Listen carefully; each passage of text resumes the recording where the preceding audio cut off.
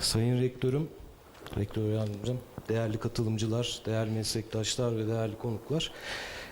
Charles Ives'ın iki piyano için yazdığı çeyrek tonda 3 parçayı seslendireceğimiz konsere hoş geldiniz. Kısa bir açıklama yapmak istiyoruz. Ben besteci hakkında konuşacağım.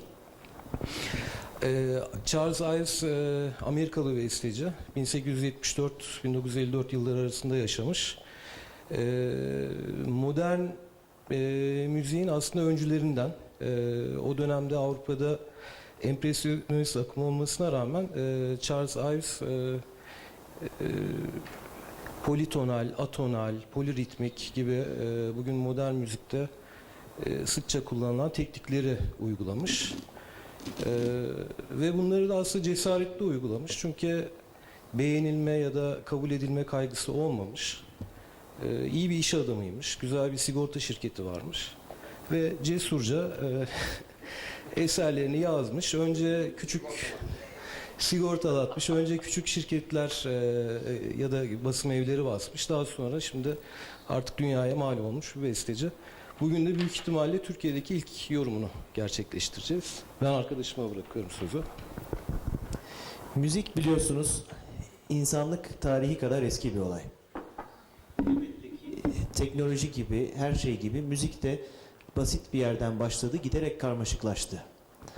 Ve şimdi dinleyeceğiniz müzik aslında çok uzun bir sürecin, gittikçe karmaşıklaşan bir sürecin ürünü.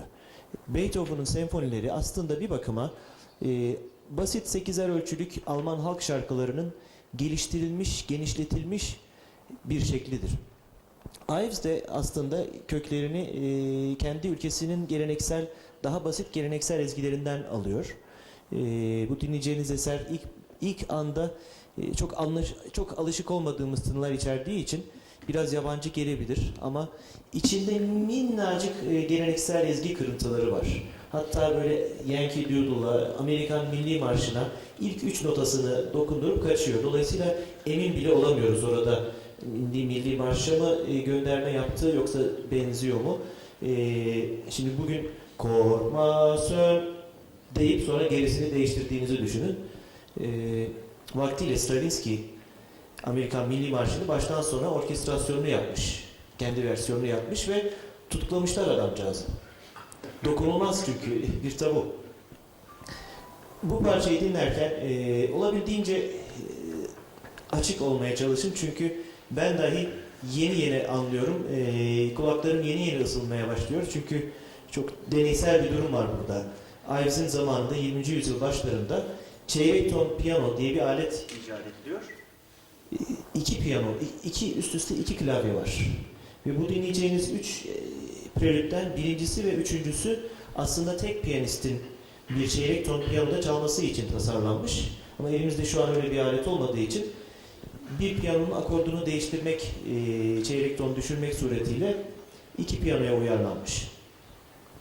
Eğer minnacık, burası sanki hoşmuş gibi bir hisse kapılırsanız hemen gidip internetten bir iki kere daha dinlemenizi tavsiye ederim. Çünkü bu çok fazla birikim gerektiriyor. Birkaç kere dinledikçe insan yavaş yavaş alışmaya başlıyor.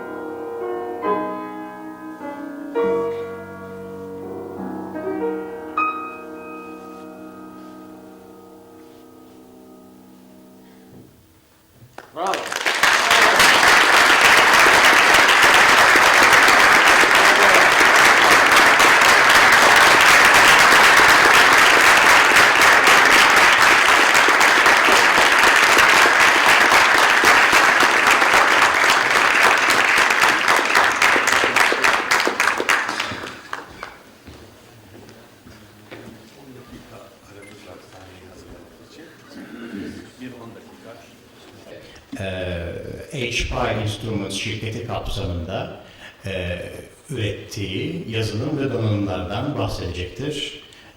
Bunlar arasından zikredilebilecek olanlar öncelikle zannediyorsam Scordatura Sound Font Synthesizer'i, Uplex bu tezgahta görülebilen çok tuşlu bir mikrotonal klavye. Bu klavyenin temelini teşkil eden 41x5 yani 205 tonajlık taksimat en yüksek çözünürlüklü bir H sistem müzik teorisi ve o cenahta geliştirdiği diğer çarpıcı yazılımları bize sunacak.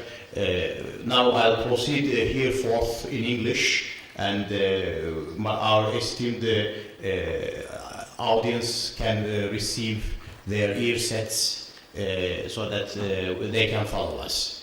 Please proceed, Aaron. Thank you very much, Dr. Ozan Yarman.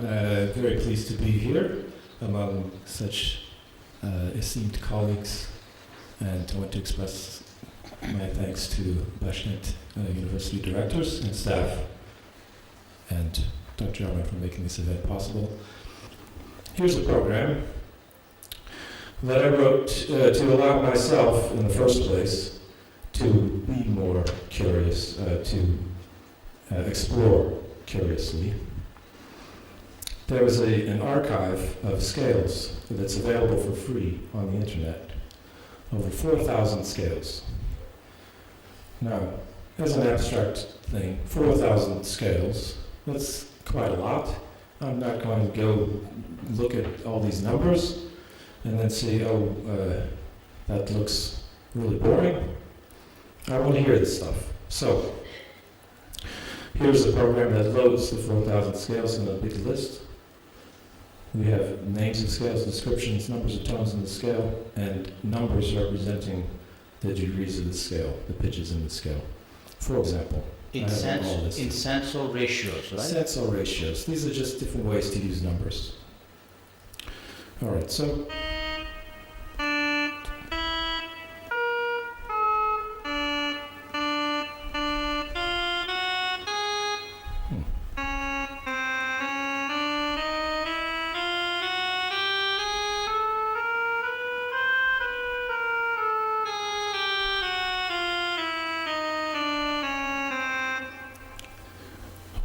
that one's not such a big deal. It sounds very familiar. 12-tone scale. The tune is slightly different, but okay. It's still chromatic. It's still chromatic.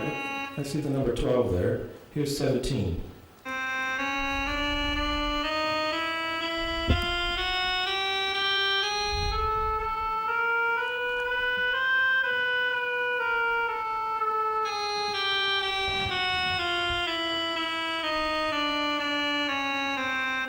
Okay, that's more interesting. And so it says schismatic 17, it's brat equals minus. What in the world is this? Brat is beat ratios, I think. Yes, the point is, you should ask that question. I don't know what this is. I liked the way it sounded, so you go find out what it is. You can't find out in this program, but you can find another tuning. Okay, so this is a big list, and it's also a database. In this particular version for the Mac, this isn't available in the version that's online, but I've just added this feature, which I like a lot. I click on a menu item, and I have all the scales categorized by title, by the first letter of the title of the scale, so I can find scales quickly. Also, Mac users are used to using Spotlight, and so I added a Spotlight interface for scale searching. Let's try Ozan Yarman. These are scales by Ozan Yarman in the Scala archive. What would you like to hear? Barring the ones I have prepared for you, your customers specifically. This is true. There are many here that actually aren't in the archive. Mm-hmm. We have some 50 scales that you've done for me. Yes. Thank you very much. Yeah, all right. You can try, for example, this time 9-tone Karciar. You see, Yarman Karciar.scr. Yeah, that one.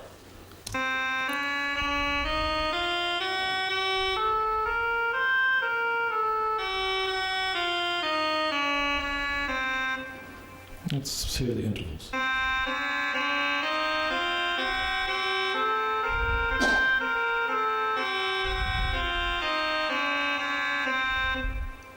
Using two distinct perde segah in the two different ratios over there for pitch inflections. We heard this on C. Should it have been a different route? Depending on the diapason or what we call ahenk. Okay, well, you can select that here. If we want to change the height of the pitch, say we started on D, we can also make it a little faster. Let's try it.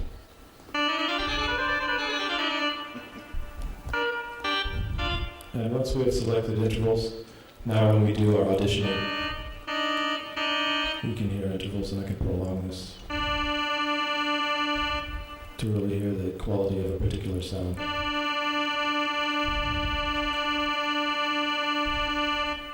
Okay, so as a tool for exploration, you don't know what these numbers mean, but they're there, you can click on them and hear them, and you're expanding your experience. This is the idea. All right, so very simple interface. Now, this is part of the fascination with music, just what are the sounds, what do they make me feel like, but to actually make music, we're putting these scales to use.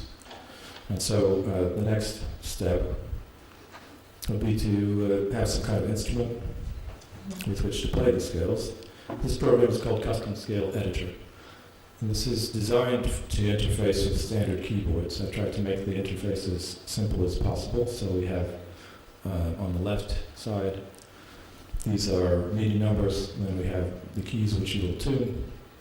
These are values in cents, then the name of an interval, a letter name, these correspond to music theory, standard Western theory, octave numbers, and then this is information about the pitch on its way out, how it's going to sound after you retune it. Now, right now,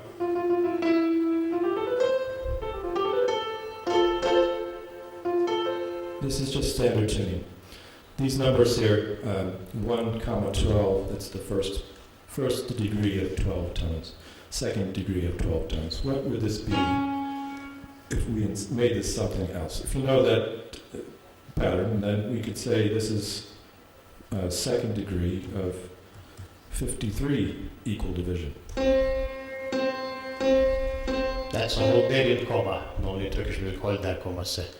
The holder comma, yeah? Very different. We can compare it with 2 of 12 here.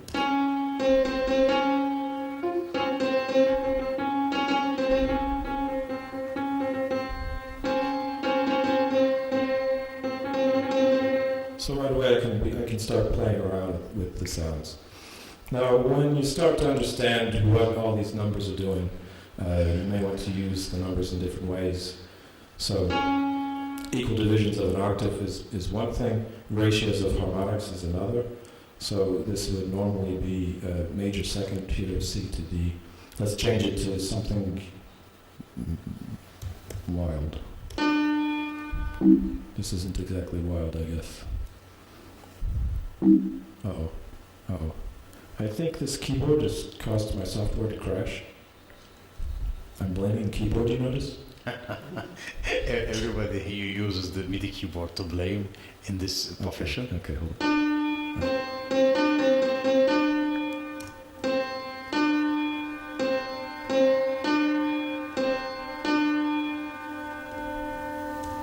Between 8 and 7, this is a larger interval than I'm used to hearing between these two keys on a keyboard. Ozan, do you have another suggestion for this? I would suggest a direct entry in cents at this juncture, for example 260 or 7/6, the ratio. We'll do the first.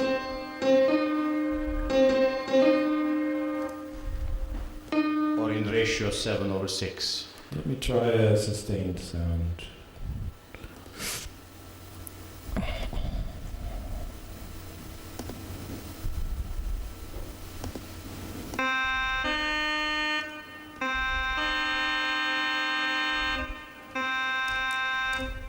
Let's put 7/6 here.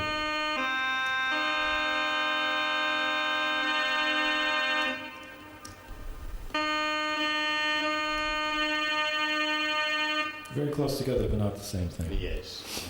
Why is this? Why would anyone want this level of control of pitch?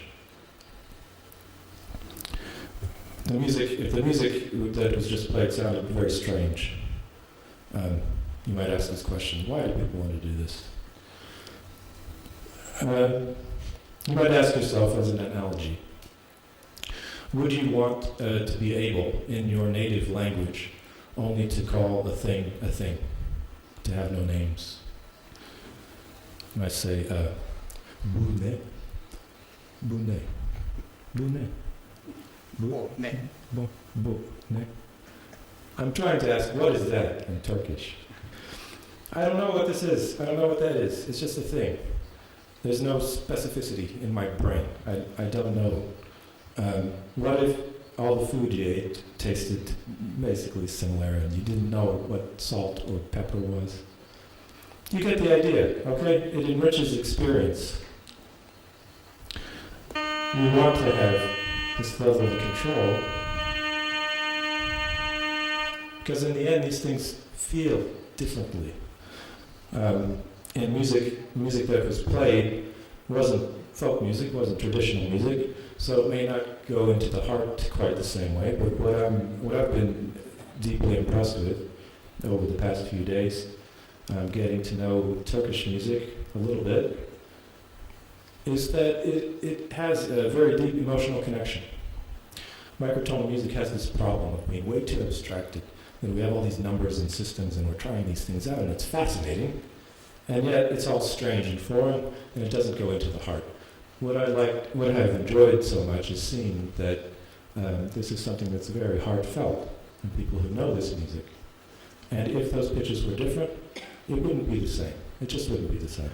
And I see this, you can see this in music also in India, music in China, that the tuning makes a difference. People actually become extremely offended when the tuning is done incorrectly. I remember an experience as a student, and someone performed a piece that was intended for a specific tuning from China, and whoever tuned the instrument got it wrong. My friend, who was from Singapore, was in the audience, and he heard the performance, and he was outraged. He was actually incensed by this because the tuning was incorrect. It didn't sound right. It didn't feel right. So when you have this connection, your experience is richer, and you care more about your experience. You have more sensitivity. That's what music theory is there for, actually, to capture that experience and make a model out of it so that we can repeat that experience throughout an education system, throughout the historical progression. Yeah, excellent point. And the work that's being done to catalog traditional Turkish music is wonderful in this regard because it strengthens this identification and this built-up theory of the two types of theory, the historical theory, which is extremely important. All right, so as a tuning editor, some of the more technical aspects, you may want to specify tunings in hertz. You can do that. So this is, I'm going to make that a frequency. You can do that. If you want to specify that in terms of one key to the next, for example, in Byzantine music, Byzantine scales are specified not as individual pitches, but as a series of sequential intervals. So I may want an interval here to depend on the note previous. I can say this equals this key. Now I link them together. Now I say that's that key, but I want to raise it by this interval.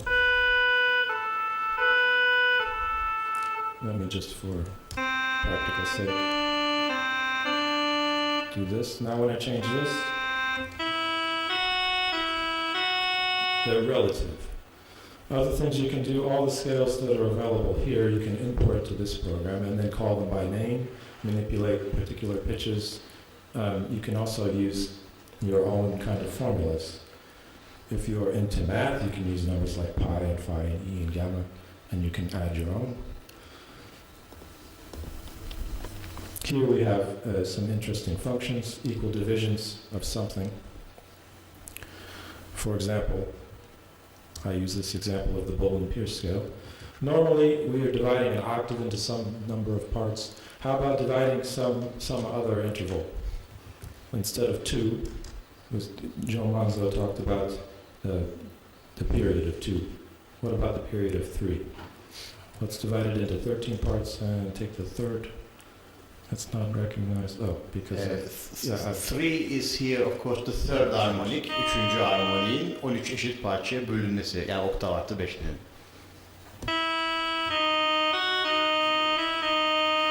this by itself doesn't really mean much. You may want to program more keys than this. So I select an area and I go to an algorithm, and now I do it a different way. Here's 3 again, 13 parts, starting on 1. I'll do it at 3 and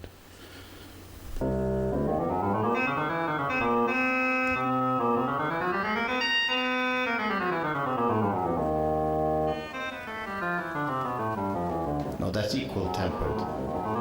There.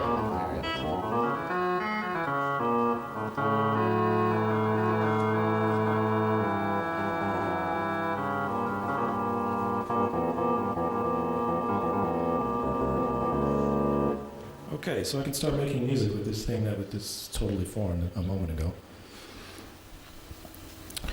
With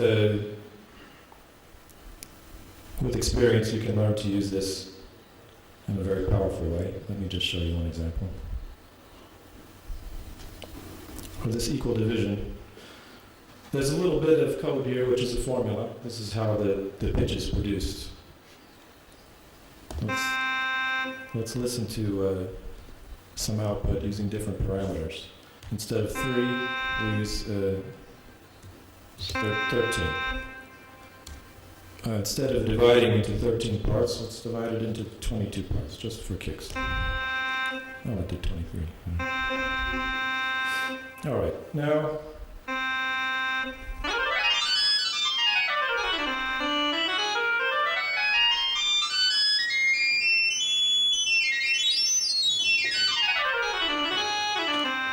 That's the whole tone scale you inadvertently found. okay, so since we found that, let's do twice as many. Oh, that's a bug. That's chromatic, naturally.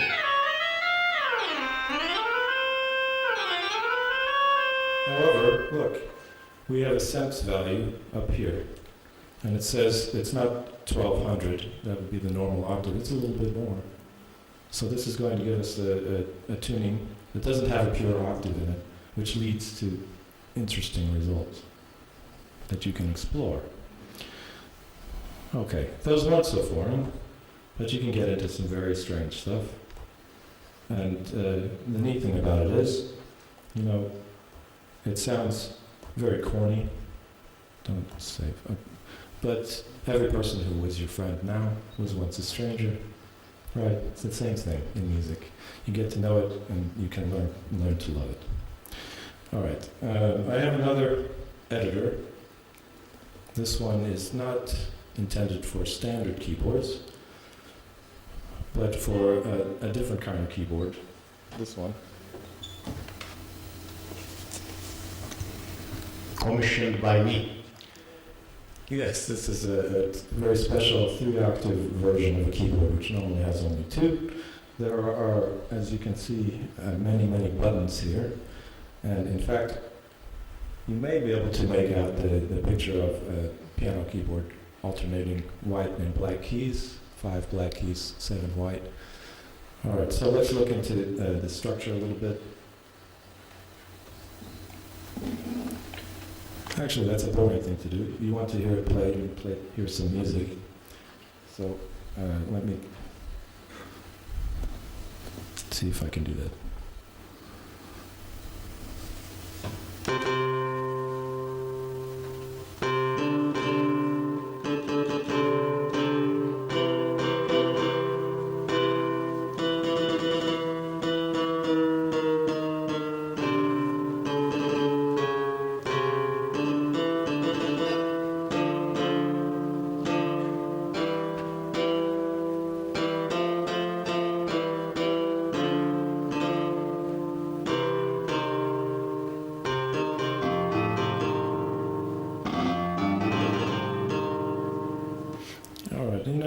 Keyboard player, although I mess around on this. So it gives you an idea that I'm able to find just about any pitch there. Why is that? I've put together a presentation now of a lot of theoretical material, but this forms the basis of everything that I'm doing. So with your permission and with your kind attention, we will now delve into some music theory. How this works, in fact, this keyboard, underlying concept behind it, right? Yes.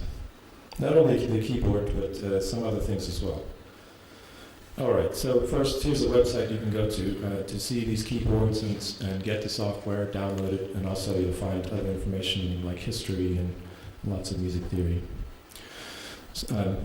My background is in music, is academic, so I teach music, and having studied it in depth, my perception of music is as a cultivated thing that isn't just what it sounds like, not just tradition, but has very deep and involved theory and standardized notation, of which these things that we're talking about are not really a part.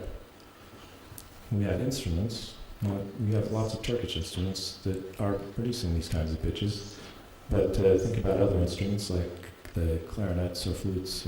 They're not really intended for these sounds. We have performance practices surrounding all of this, and a system of education which supports this. There's a kind of institutionalization.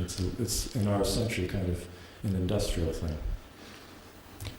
The crowning achievement, of course, is that music is written, and since we have notation, this can be for posterity, and it creates this sturdy structure which is difficult to penetrate. If you try to do anything in one of these areas, you have to deal with all of the other areas. Now, here are some of the problems. First, there are difficulties. With what? First, the education. We don't talk about these things typically in the educational system. It's just ignored and said, well, we went through all of that for hundreds of years, we've arrived at this, none of this. So, this is a big, big problem. Next, the performers have resistance to this. Most of them, because it's so foreign and they've worked so hard to learn how to play the instrument. I don't have to deal with those things. That doesn't make sense. The instruments are a difficulty. We have violins, trombones, voices. It's obvious that there's a continuum of pitch. But how do I produce these pitches again? Because I don't really understand. Why? Because the notation isn't standardized. You go try and find some microtonal music, it's written in 1,000 different ways. Each composer chooses a different system and they don't agree, and so who wants to deal with this? There's inroads, there's progress being made in this area, particularly with a program like Musiki, cataloging, which is using the same system of accidentals. That's great. Okay, we need to do more in that direction. However, if we don't have a consistent theory to represent this entire structure falls apart. So, my idea is a whole system of music theory which expands the traditional Western system. I use an expanded circle of fifths. I employ inclusion of the historical interval of the comma and the more recent innovation or research in pitch perception of the just noticeable difference, the J and D. And then in dealing with notation, I use an expanded positional system. First of all, the circle of fifths. We consider maximally similar boundaries. Within this, we consider the basic harmonic interval. The numbers 1, 2, and 3 build this structure. So we're keeping it simple. Now, how does comma shifting relate to this? We're going to hear the interval between 3, 2, and 2, 1. You'll hear 3 different versions of it.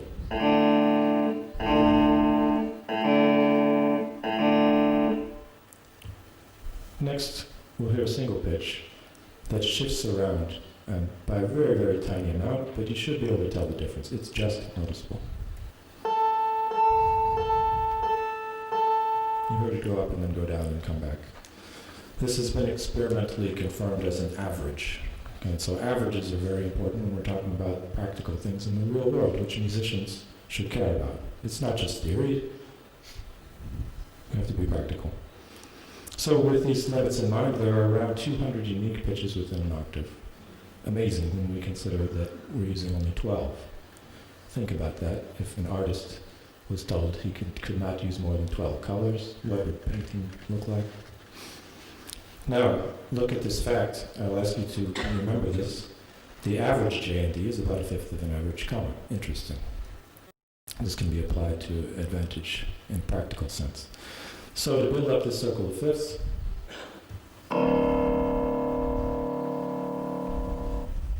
we start with 1.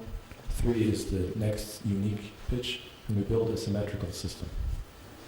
Why 9 and 27? Because we're only using the number 3. Powers of 3. Now we place this within the boundary of 2. We're only counting to 3 here.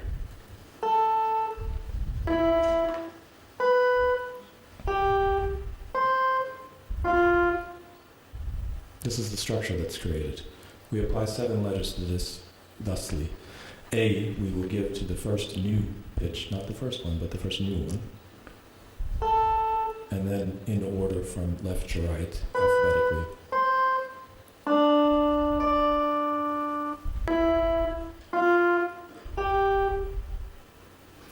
Looking at the structure here, analyzing the distances, there are 2 kinds, a small one and a large one.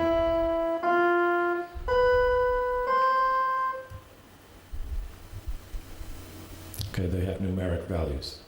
It's not so important at this point. Our 7 tones. Now we know that we have 5 accidentals. So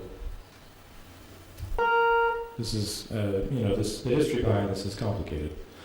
But you can see where they fall. Once we get to this point, we've reached the center, and you can see that the distances are almost the same. Here are our 12 tones. Modern day keyboards. Now, it didn't stop there, because if you go the other direction, then you get a pitch which is very close, and there's a small distance here between those, the 5th comma, the Pythagorean comma. Now our numbers are huge, and we're becoming bored, so let's get rid of them and just talk about letters. We have a system, sharps and flats. Once we have 14 pitches, there are many historical examples of keyboards built to play all of these 14 pitches individually, because they sound different. But it didn't stop here.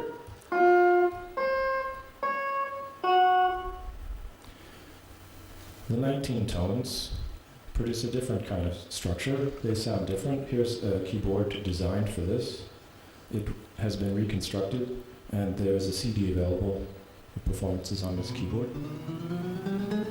So there's a circle of 19 tones. But it didn't stop there, because we know we have double sharps and double flats. Here's 31. Believe it or not, keyboards made for 31-tone music, such as Klaviermusik and omnitone. There's a very active school of composition in Holland, in the Netherlands, based on this system. In fact, it's the foundation, Huygens Fakker Foundation, where Manuel Optekul is a member, is the creator of the Scala program, whose scale archive you envisioned in the Scala Vista at first, yes. Now with 31 tones, we don't reach the sort of logical limit. If we take it to its logical conclusion, we have 35 tones. 7 letters times 5 accidentals. If we look at how these names are used, of these 35 possible labels, not all of them are used the same. Some are less common, some are less desirable, some of them are avoided. So of 35, we use about 17. And the ones on the sharp side are considered to be higher in pitch. Those on the flat side, lower in pitch. This is sort of intuitive response if you ask an educated musician in the modern time. Something that can be useful is, instead of only having double sharps, double flats, to use the comma, which has been theoretically, historically extremely important, but never made its way into practice in a standardized way. And use prefixes sub and super, which have a strong historical precedent in music theory. For example, instead of a double sharp, this can be a comma-shifted version of B, same for C flat, comma shifted lower, so sub B, super B. Let's see how that works. All right, I misspoke just a second ago. So B, when it's shifted up a comma, isn't super B, it's super C flat. And we have sub A double sharp. Those aren't pitches that we want to use. You see that, so they're marked with the gray. But the sharps and flats now have other options. And when we extend flats in the opposite direction, or further, we get names that are more appealing, like sub F instead of G double flat. We still need a G double flat, because there are structures that require it. Same for the sharp side. From our 35 labels, this needs to be expanded because there's a gap. So we have to move into the triple accidental territory. This isn't that new. You may, some of you probably know. This is a document, 17th, 18th century. Yeah, Telemann. Triple flats and triple sharps. It's not a new idea. Here they are. When we employ this, we have 49 labels.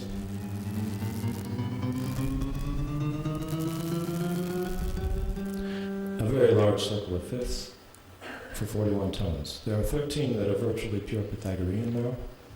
That's the beginning of the system. We don't want to use all of these, so we have our shifted versions and harmonic shifts. Now, we don't just need one shift. In music theory, we want flexibility, so we tend to do things twice, where we have one kind of sharp, double sharp. So shift once, shift twice, and we get more names to work with. So the structure becomes more flexible.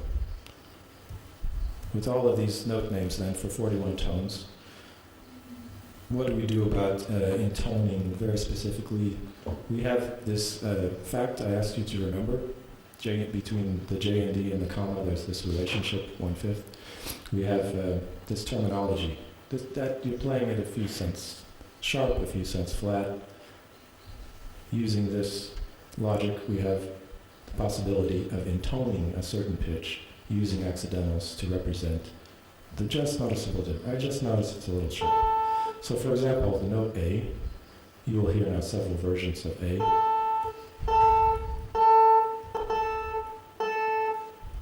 They all have names now.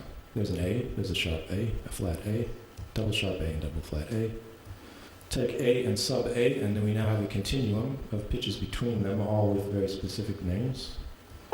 Sub A and A.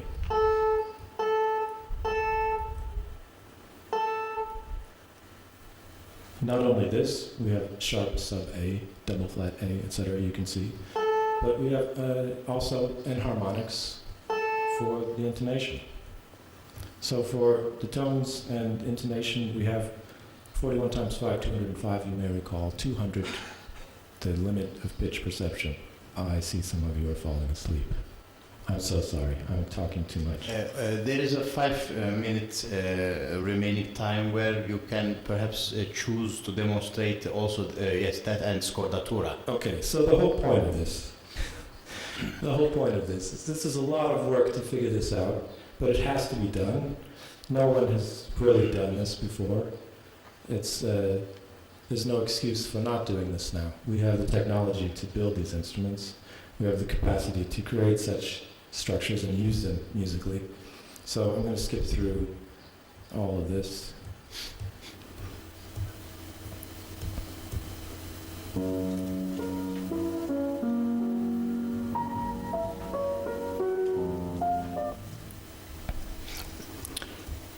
Alright, so I'll just end this part. But I want to show you then, in the remaining time, another program. This is for getting to know all of these things in an intuitive way. Alright, so forget about all the charts, everything flying around. Now we just have the possibility to click and listen.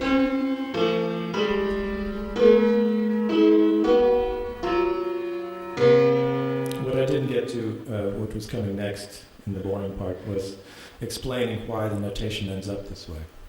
You have to take my word for it that it's totally consistent in a theoretical sense with everything that was just described. So we have a way of not only speaking about these things, intoning these things, but also writing them down. So everything's very specific. There's no question about anything. But the material is available on your website anyhow for this system. Yes. So, Ozan, would you like to test your ears? This is an ear training software. It would require much microtonal acclimatization, first of all. Which you have achieved. Possibly not quite yet. I'm trying to. Yeah, it's okay. Let's try something. Simple. Let's do 5 minutes. How does this look? Yeah, we can do this. Okay.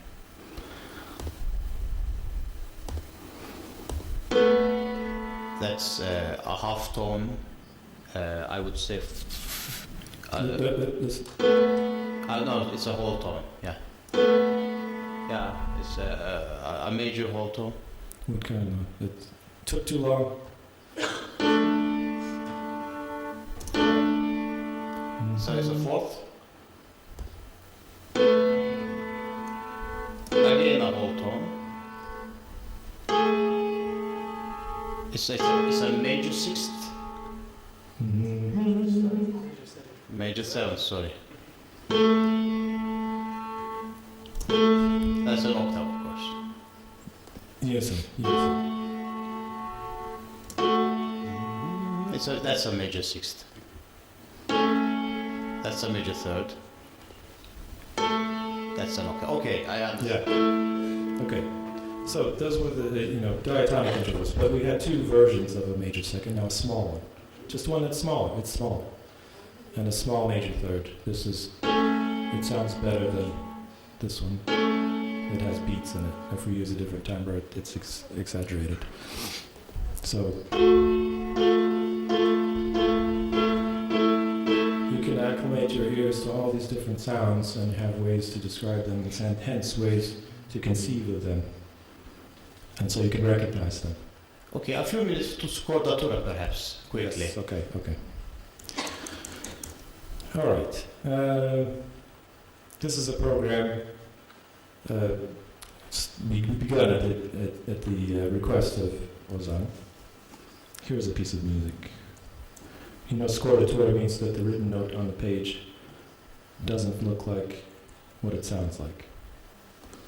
So that's... You load sound fonts and the pitches deviate from 12 tonical temperaments from within the sound font using your synthesizer. Yep. So let's...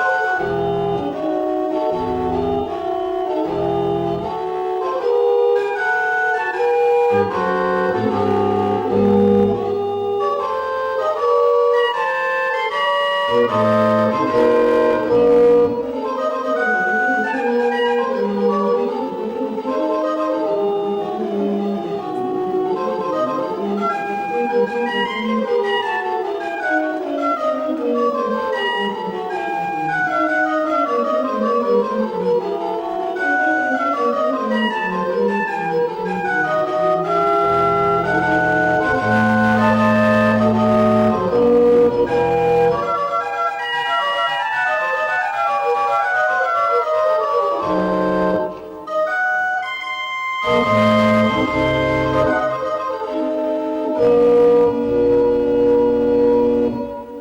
you very much for this presentation, Aaron.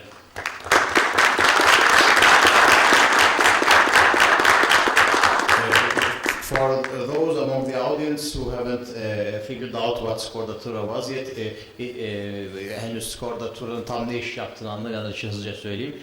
Burada MIDI kanallarına ayrılmış her bir şeyde girdide, her bir şeyde o menü seçeneğinde oradan aşağıdan seçilebilecek bir perde düzeni yukarıdaki çalgılarla eşgüdümlü olarak herhangi dışarıdan bir nota yazım programının notalarını büküyor ve bu duyduğunuz sesler çıkıyor. Ona bir sound yüklediğiniz zaman istediğiniz çalgılar üzerinden böyle bir perde düzeni seslendirebiliyorsunuz. I got it right then. Almost then correctly done. So, I will have questions. Bazı soruları olacak olanlar vardır aranızda Aaron Andrew'a. Şimdi alacağım sorularınızı. Evet, Utku Zümer'e veriyorum. How does Skorda Tura deal with polyphony and pitch bends? We've talked about this a bit in private, but perhaps you want to elaborate a bit more on this. Okay, the way it works right now, from a technical standpoint, this is a technical question. There is an internal synthesizer in the Mac operating system that I've made calls to that synthesizer and basically recreate that synthesizer as the number of times that I need for the number of voices. And then I'm doing channel pitch bending. Because doing it any other way, you end up either with not enough tuning precision, or there are other problems. I'm working towards doing it a different way because this is very resource intensive, processor intensive. So if I'm using Skorda Tura, I'm not limited to a 16-note polyphony. No. This here I've got 2 MIDI ports open, and within these ports I have access to all channels. Every channel has 128 tuning values, so you have thousands of pitches per channel. We worked together along with this, you'll recall, Aaron, I designed as much instrumental tuning capability as possible for future projections. We've squeezed every last ounce that we can out of this. Now, normally you don't need all of that. At the expense of squeezing the hardware dry. But if that opportunity is there available, you can load up to a few dozen sound fonts. I get it right, Aaron, yes? You can ascribe to each of these MIDI ports, or it's crashed already. No. You crashed it. Okay, I crashed it. So you can load into each channel I think an instrument per channel containing 16-note polyphony per channel, right? Yeah. But for individual pitch bands, or perhaps certain pitches are bent the same way so that you can still squeeze in some more. You can utilize, for example, 2 channels for a flute, another 2 channels for an oboe, another 2 channels for the clarinet, just 1 channel for the trombone. And in such an orchestration, you can have some dyads for the woodwinds and some single melody for the trombone, and you can still squeeze in some more for the orchestra, and you can have multiple tunings flying on the air. Yeah, you can also do things like map a certain key that's out of the normal range to be a tuning trigger, so that it will change the tuning table on the fly. Things like that. I suggested that, if I recall correctly, to be the ability to change the tuning during the flow of the piece. It's an interesting thing. Bu da ilginç bir tarafı. Bir parçanın akışı esnasında çok uzak noktalardaki midi klavye perdelerinin tetiklemesiyle o noktadan sonraki akort bambaşka seçilen akortlardan biri haline getirilebiliyordu. What it does in Turkish, I translated. Peki başka soru sormak isteyen? Evet. Mustafa Kemal Karosmanoğlu.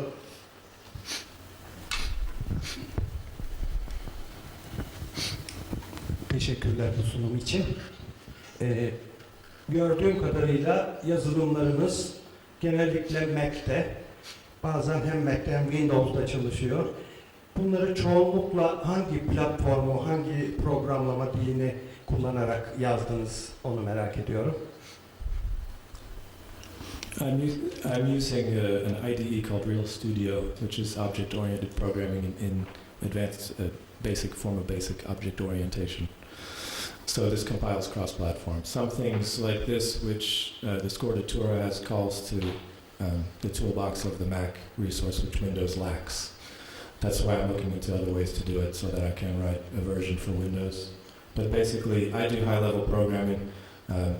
The IDE takes care of most of it with its own frameworks.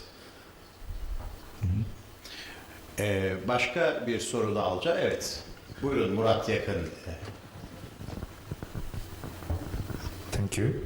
What is your attitude to get such a piece played by a traditional educated instrumentalist or orchestra? Do you have any solutions for that? Well, that's a great question. For example, this piece in 8 tones per octave, how could it be performed by real musicians playing real instruments? This is what I would like to see happen. Which instruments would be used? I don't know.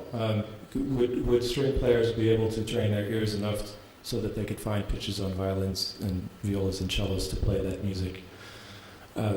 Obviously, a pipe organ could be built and could be played. It could be played Scordatura as it is, sending MIDI to an actual pipe organ. We have MIDI-fied pipe organs.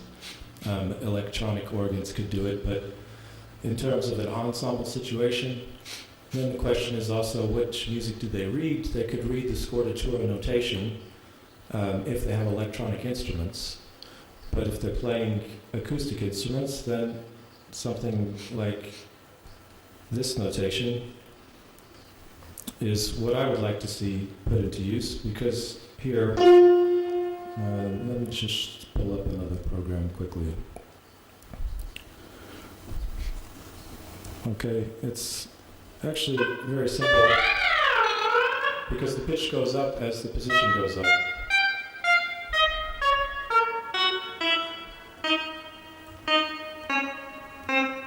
Now, you can tune this in just noticeable differences, you know. Now, could someone learn... Yet again musical compared to what you did in Istanbul. Yeah, it's not too compelling, but...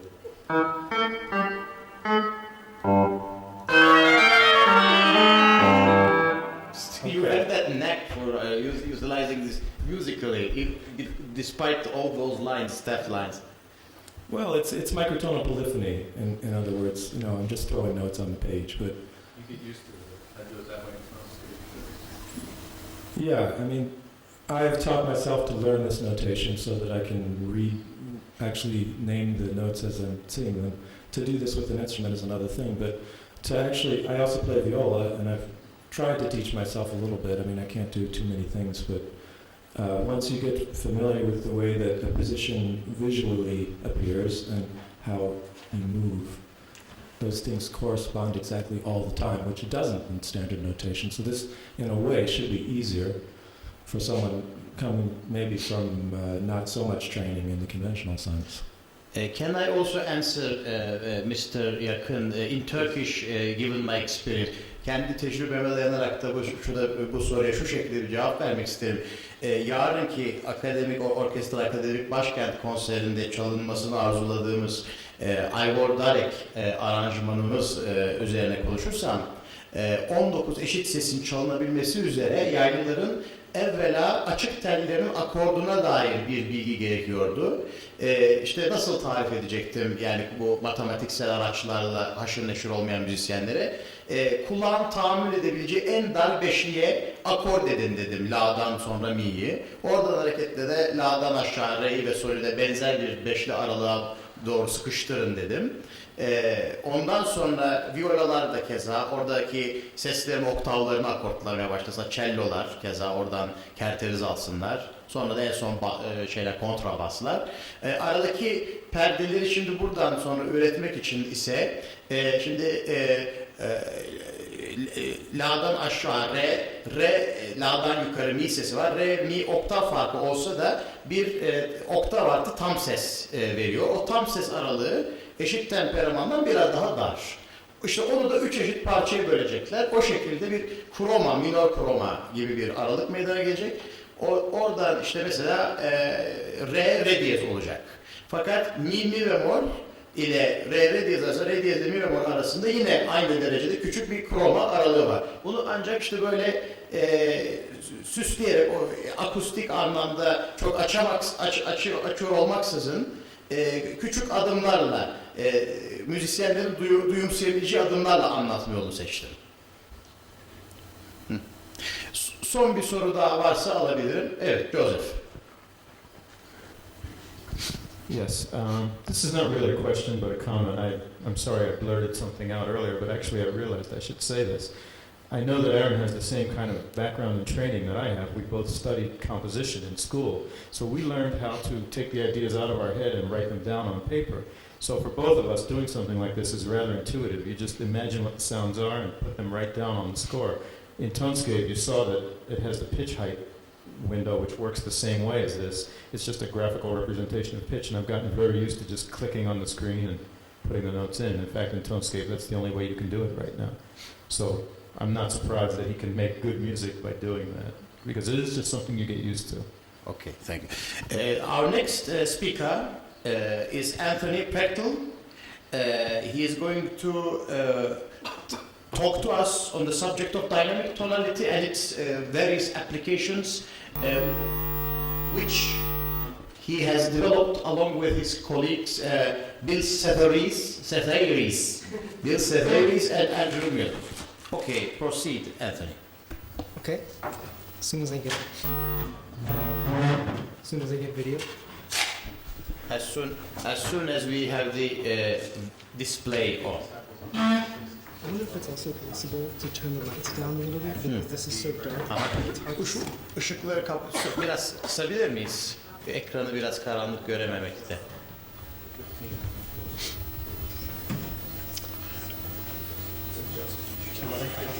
Şu ışıkları da söndürürsek eğer. Tamam. Okay, Anthony. Dynamic tonality and its applications. Proceed, please. Okay. And to the microphone. It's okay? It appears to be a little squished.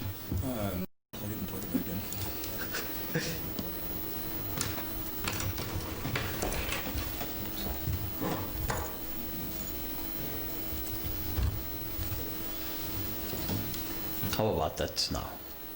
The better. Nope. Still lacking. Yeah, try that.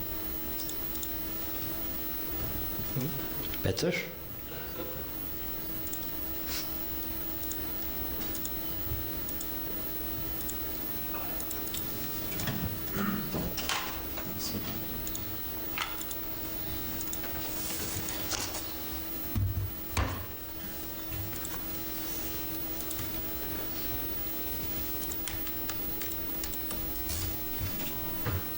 That looks right. Okay. Cool. No, keep changed. Okay. Yeah. That's right. Okay, then Anthony, let's go. Okay, so my name is Anthony Prechtl, and I'm going to be talking about dynamic tonality today. And dynamic tonality is a framework for working with microtonal music that it was designed to be as easy to use as possible. I found that you really don't need any experience with microtonal music, and you need only very little experience with music in general just to start making really good sounding music. So to start, I'm going to just load a piece that was composed by my friend Andy MELM and play it for you.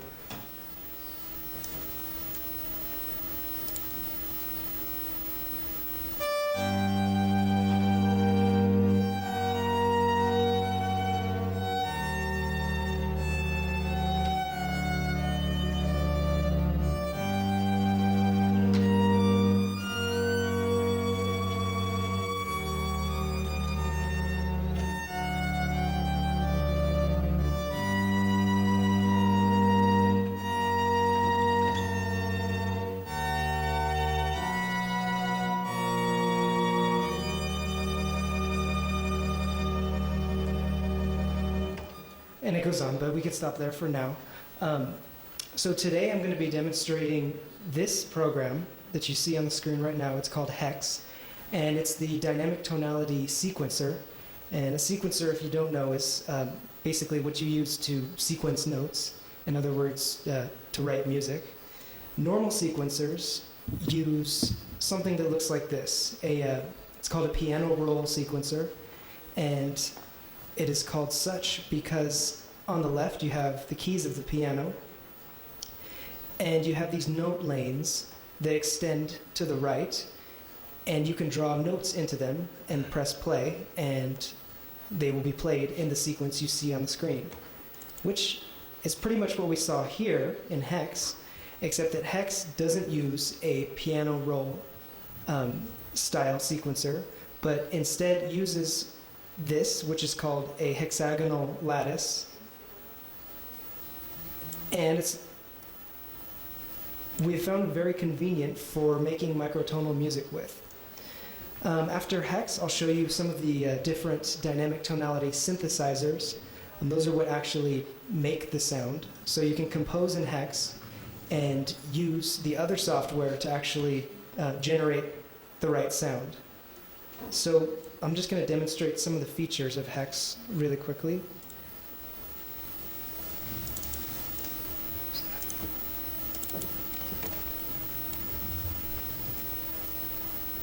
Whoa.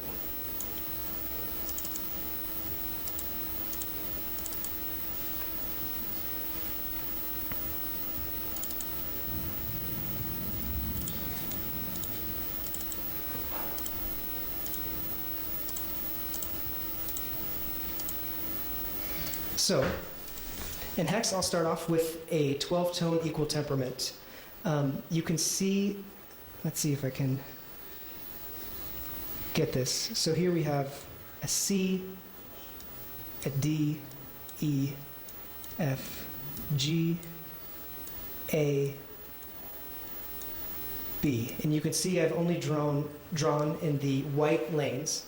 It's very much like a piano keyboard, in that you have all the light colored notes in the middle and all of the black colored notes on the outside. So if I play this, No sound. Yeah.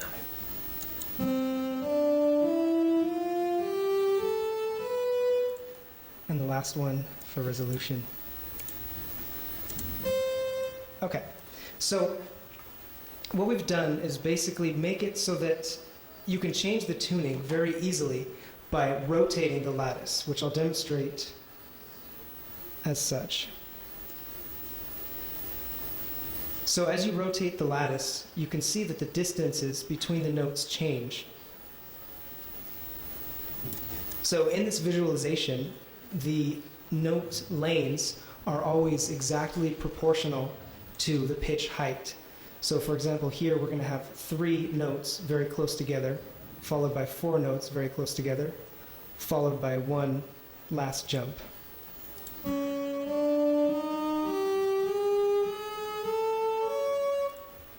And I don't know what tuning that would be, but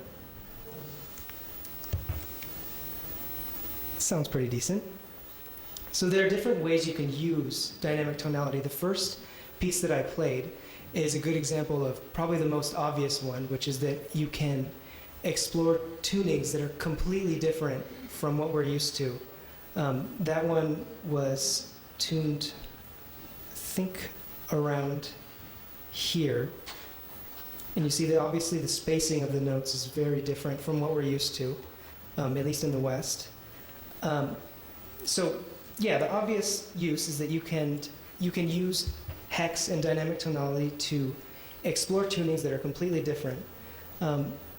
Another thing you can use it for is to vary your tuning over time. So if I go back to where I was before with 12 tone, I can actually automate rotation of the slider.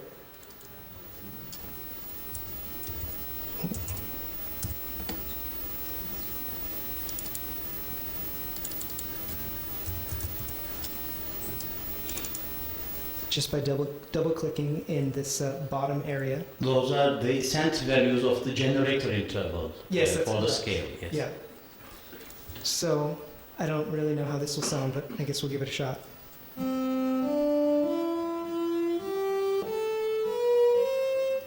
So I guess in practice you might do that over a longer period of time rather than so much in one small scale. But I'm just trying to demonstrate it. It's a real-time morphing of the pitches. Yes. So throughout the piece, you can vary it for different reasons. I mean, if you want to play a certain section in just intonation and another section in a different tuning, you can. Can we do the same with Andrew's piece, which you showed in the beginning? Real-time morphing of Anthony's piece. Andrews. Oh, sorry. Andrews, yes. Andrews. Yeah, let me load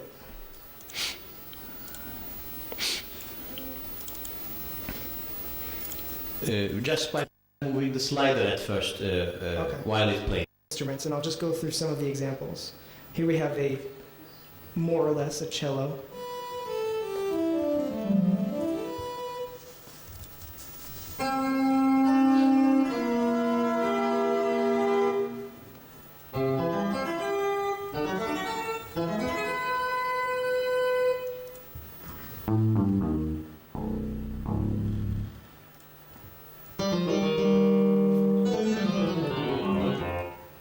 So, of course, some of them aren't all exactly musical instruments.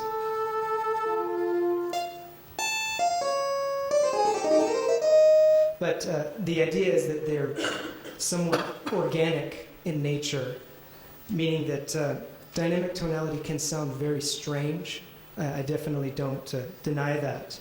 But the idea was that if we use the basis of an actual musical instrument, we can at least make the sound a little bit more organic.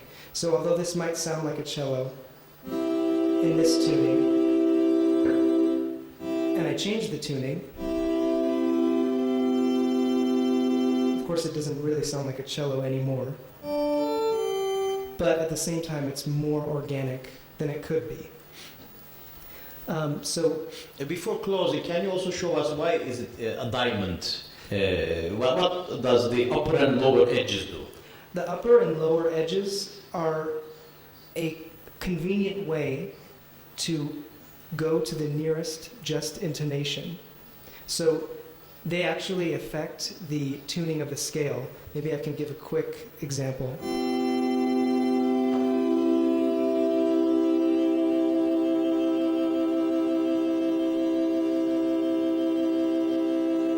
The idea is that you might want to move between a tuning that is very, very strange and just intonation. You might not. I personally don't use that feature so often, but I know my colleague Andy often does, and he gets some very strange sounds by morphing between the bass tuning and just intonation. And the lower edge morphs it into the just intonation minor chord? Yes. Can you show I don't us? know about minor chord, but minor spectrum. Okay. It's bound to be very subtle, just so you know. So I'll leave 2032 for now and move on to the next dynamic tonality synthesizer. This one is called the Viking, and unlike 2032, it's not meant to be organic. It is meant to be very electronic sounding. It's an additive synthesizer, which I can explain later if there's time. But it's meant to be very easy to use, but also possible to get very strange sounds.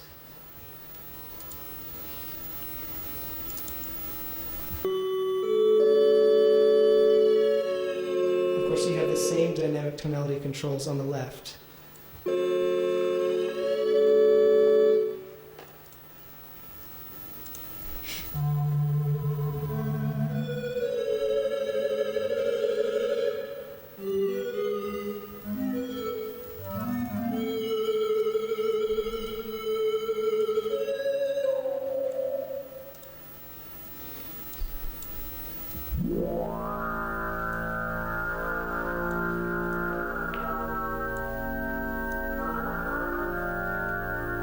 So this is obviously not meant to sound like a cello or a flute or whatever, but it can get some very interesting electronic sounds, if that's your taste. For Halloween especially, huh? Yeah, definitely.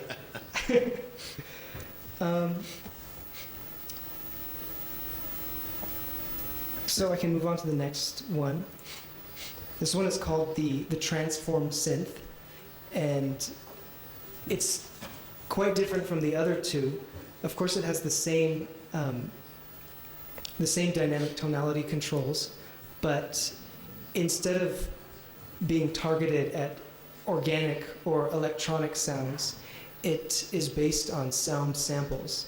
So the idea here is that you record a sample of something like if you pluck a guitar string or a sample of someone singing, for example, you could load that sample into the transform synth, and what it will do is analyze the sample and bring it into the dynamic tonality environment. So we have several built-in recordings. This was originally a clarinet.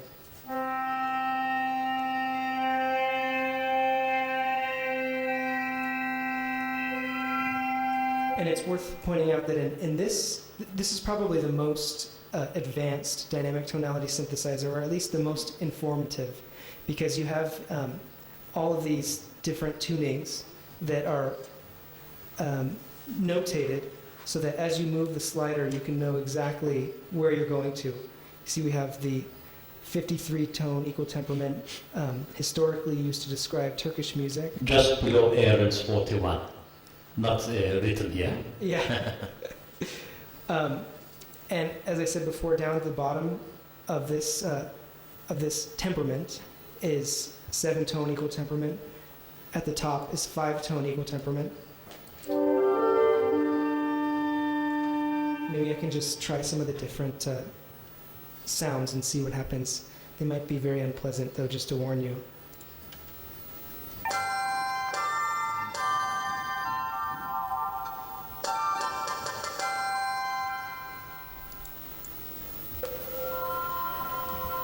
My volume's quite low.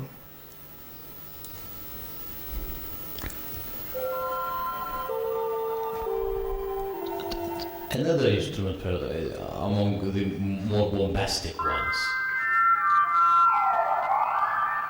Let me see. Glass break. This can't be good. No.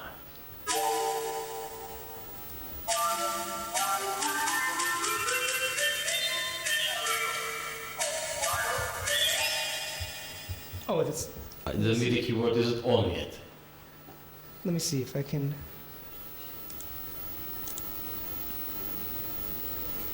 So actually, this transform synth, it's done in Max MSP. Yes, all of the software has been done in Max MSP. Max MSP, for those who don't know, is an audio creation environment. It's a very, very high-level programming language. Mm-hmm. Yes, designed for audio. All right. So this transform synth actually grabs from a certain sample all the partials, analyzing the spectrum, Yes. and distributes them into different files, wave files, or just uses the... It just uses the base wave file. Okay. And it re-synthesizes the sound I in see. real time, depending on the settings. So it doesn't use that wave file, but it reproduces synthesized sounds based on that file. Yes. Okay, I get it. It's it would be called analysis resynthesis, is the name of that style of synthesis. So at this point I can, well first I can show the Dynamic Tonality website.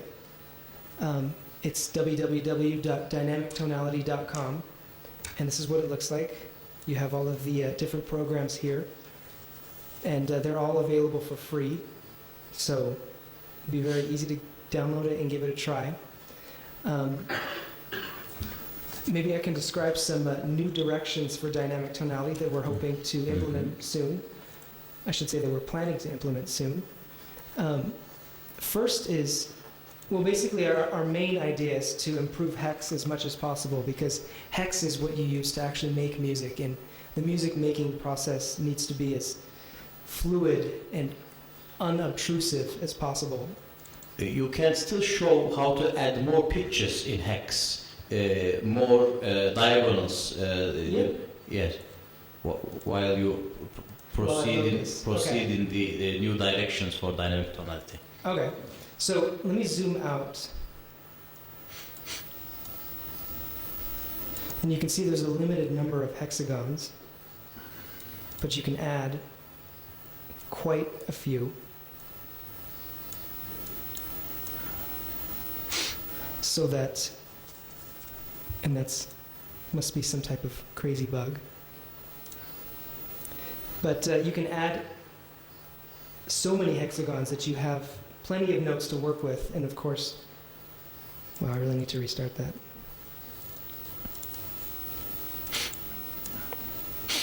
So you can add so many hexagons that you have tons of options for notes.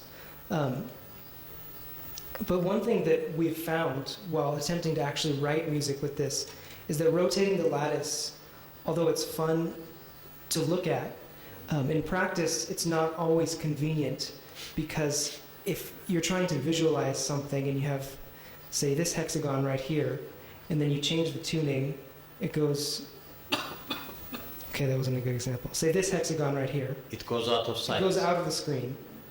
So you can't really see what you're doing.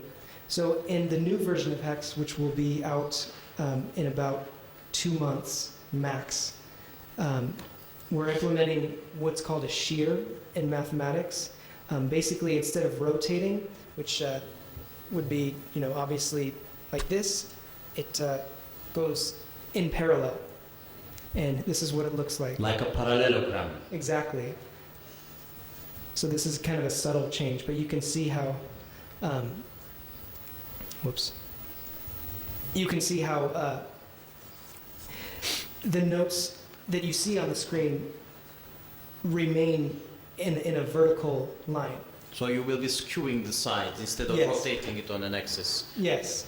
And then as we worked with that, one problem we encountered was that if you do a very radically different tuning, which I don't have a picture of, but in the rotation mode it would be something like this, because this would be completely skewed.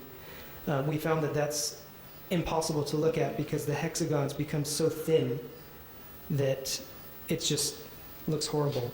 So we've implemented what we call APS layouts for adjacent predominant seconds layout. I guess the naming isn't so important, but basically you'd go from something that looks like this if you sheared the lattice way too far and apply this new layout that has the exact same notes on the right. You can see on the right the note lanes don't change, but it looks a lot nicer and it's a lot easier to use. So that's one new direction for Hex.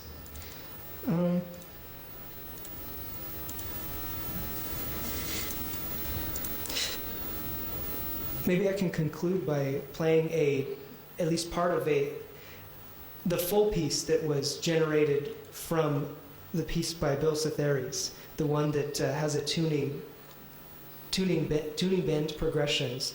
He took that piece and developed it into something that actually has melodies and some minor percussion, and it's, in my opinion, really beautiful. So I can play part of that Okay, to then. conclude.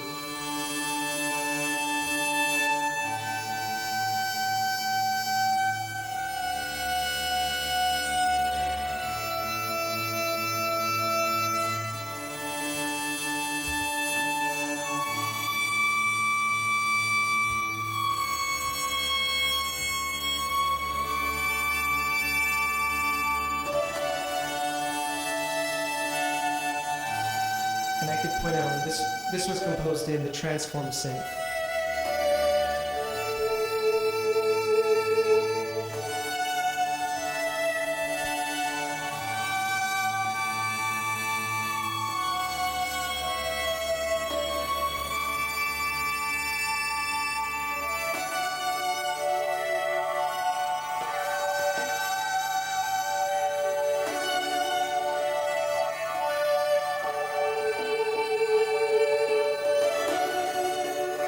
seem to have some distortion problem with the speakers.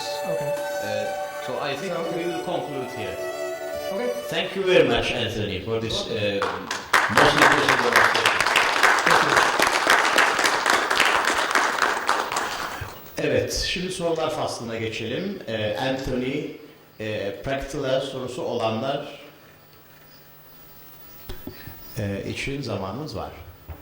May I start with the first question? Of course, A as usual. couple of comments. Sorry, yeah. Observation first: the shear rotation or lack of rotation, the shear layout, actually is the same as the way that Irv Wilson works with the lattice structure or with the hexagonal structure. His patents have exactly that happening. I don't know. If that I is- didn't know that. yeah. Irv Wilson, bilmeyenler için söyleyeyim, bu perde düzeni desenlendirmedeki pirlerimizden. Meksika kökenli, I'm talking about Irv Wilson, he's a Mexican or originating American, I think, if I ever got it right. Mexican American. Dual citizen. And this guy is now about his 80s, in his 80s. 80 yaşlarında şimdi ve bu perde desenlerinin işte klavyeye bu baklaların döşenmesinin hep çalışmalarını çok uzun yıllar öncesinden beri yapmış. So you are implementing actually a design that he already thought of. So we have to cover still more new territory. Yeah, that the Hackelman harpsichord uses that shear layout. Secondly, I wish you all could have seen him playing the notes Yeah, on a keyboard. Why not? He did demonstrate. Actually, he I didn't preferred use to the- use the computer keyboard for a reason. Yeah. Could you say something about that? So the computer keyboard is set up in a two-dimensional layout, which, you know, you have notes going up and down and left and right, and it just so happens that the keys on a computer keyboard greatly mimic those in the hexagonal lattice.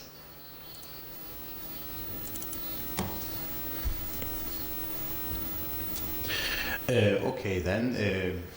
Başka sorusu olanlar için biraz daha vaktimiz var.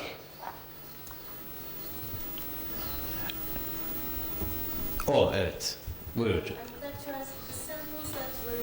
Ama mikrofonla. Mikrofonumuz nerede? Kayda geçecek ya, o yüzden.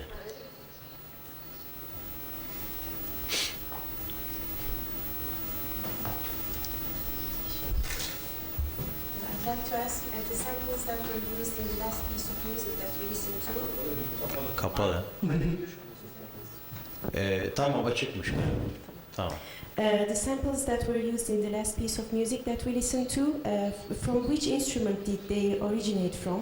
Originally, where were they used and how? Because I was wondering which instrument the samples were coming from. Yeah, he used a violin, and it's weird how it can start off sounding very string-like, and throughout the piece, when you implement the tuning bends and the spectral transformations, it no longer sounds like that. But yeah, it was in fact just, I believe, one single violin sample. I thought it was the wind instrument. Mikrofona. I thought it was originated from a wind instrument, so I was wrong. I didn't understand even that it was coming from a string instrument. Thank you. Mhm. I have a question again, Anthony, about that diamond shape. The more you go up, it goes to just intonation, and again, once you go down, you again find the major chord. But there's a subtle difference to it. What actually is that subtle difference in the diamond figure? The subtle difference has to do with the spectral retuning, so I think I can actually demonstrate it. That's very good. That's a very good sound. So if I go to the top, I'll go down as quickly as possible. I No. see. I don't think it was very audible. Well, it was audible to me. Okay, All right. so a few of the harmonics are tuned to minor notes, Mhm. minor triads, Mhm. rather than major ones. So it is pretty subtle, I think. I see. In the very much upper harmonics you mean? Probably, yeah. Aha, I see. Bir soru daha alalım eğer varsa. Peki. Ara yapmak üzere. Şimdi ayrılıyoruz. Teşekkür ederiz. Bir 15-20 dakika içerisinde açık oturum ve tartışma için tekrar buradayız. Teşekkür ederiz. Okay, we'll have a intermission.